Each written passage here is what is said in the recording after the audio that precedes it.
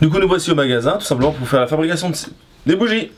Alors on avait mis ce matin, tout à l'heure, on a fondu les cadres de cire qui est consacré exprès aux bougies. Je vais vous montrer comment on arrive d'un cadre de cire à ça.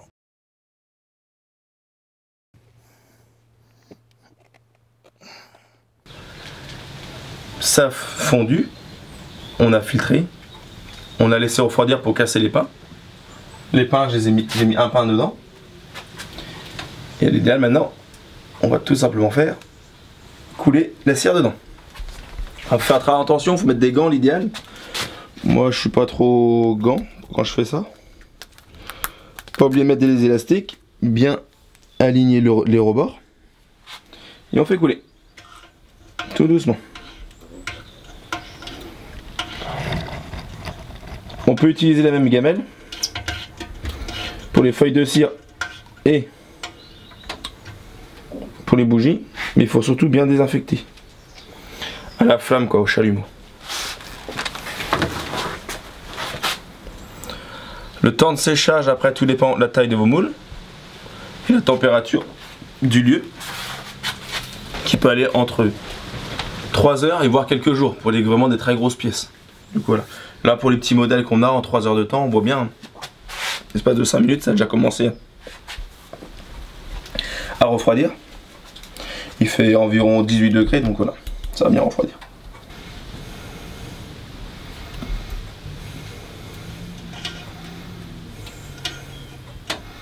Ah, quand on fait de la cire comme ça, il faut être très attentif. Si la cire est très très chaude,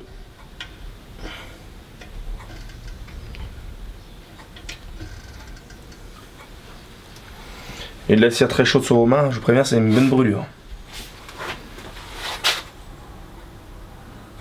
Hop.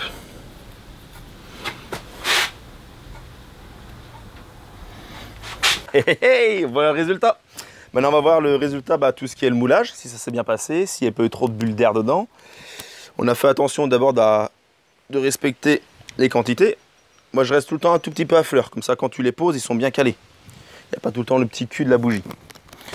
Là je sais bien que tu vas me dire, ouais c'est pas vraiment des bougies, t'as pas mis les mèches. Je sais, c'est juste pour te montrer. Puis en même temps, je vais pas te mentir, j'ai un peu oublié. Enfin bref, c'est pas méchant, tu prends un fil de fer bien droit, tu le chauffes avec un petit bout de chalumeau ou sur ta planche de gaz, tu viens percer pile poil au milieu, et après tu le retires et tu mets ta mèche à glisser dedans, ça marche quasiment pareil. C'est juste un peu plus contraignant. Là tu vois, hop, les moules sont en latex. Du coup, hop, et voilà, la petite ruche. Après dessus, tu peux soit rajouter des petites abeilles en plastique. Mais je déconseille, moi je reste le plus naturel possible.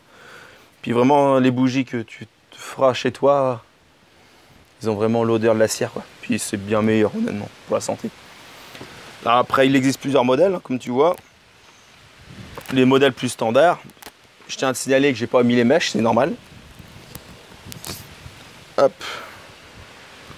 Après, il existe plusieurs types de moules.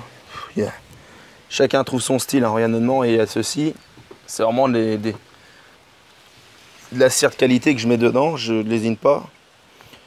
Si c'est vraiment de la cire qui a vraiment vécu dans le corps, vraiment vécu au contact du miel, du pollen, du coup c'est vraiment une cire pour les bougies qui a vraiment un aspect très naturel et surtout très bon, quoi. En senteur, c'est idéal.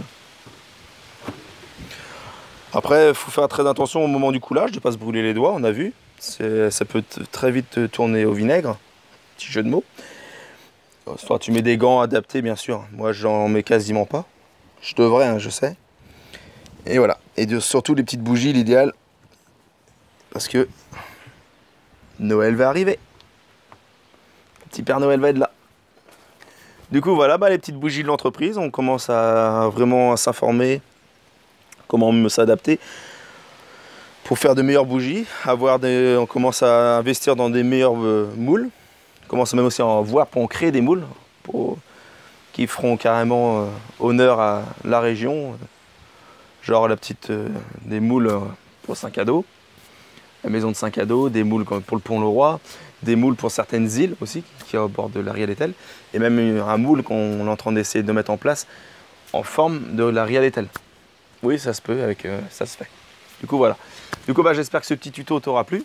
T'as permis de te faire découvrir, ou soit t'as permis de te faire ouvrir l'esprit sur la transformation de la cire, que tu peux transformer en bougie, ou soit en feuille de cire.